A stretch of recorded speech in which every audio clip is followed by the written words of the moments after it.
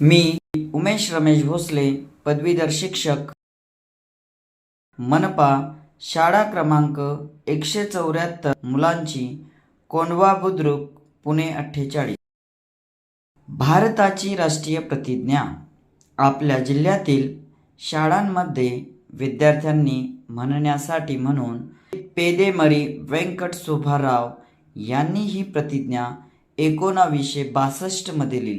त्यांच्या शिक्षण खात्यातील एका मित्राला ही कल्पना खूपच आवडल्याने आंध्र प्रदेशचे तत्कालीन शिक्षण मंत्री PVG राजू यांना ही प्रतिज्ञा दाखविली। त्यांनी ती शाळांमध्ये घेण्याचा आदेश दिला।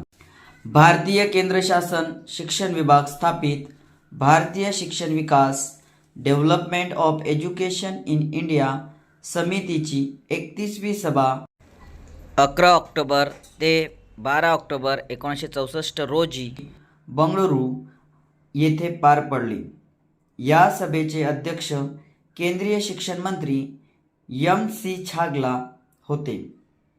त्यांनी पुढील प्रमाणे शिफारस केली: शाळा महाविद्यालय राष्ट्रीय दिवशी विद्यार्थ्यांमध्ये राष्ट्रीय भावना सदोदित जागृतीसाठी पेदेमरी वेंकट सुब्बाराव लिखित प्रतिज्ञा देश पातळीवर स्वीकारली जावी याकरिता 26 जानेवारी 1965 पासून लागू करावी अशी शिफारस केली। प्रतिज्ञा देश पातळीवरील विविध भाषांमध्ये अनुवाद करण्यात आला आहे। 1965 पासून देशातील सर्वच राज्यांच्या पाठ्यपुस्तकांमध्ये तिचा समावेश करण्यात आला।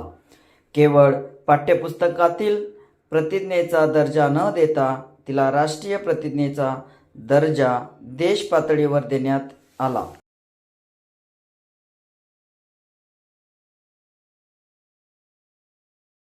प्रतिज्ञा।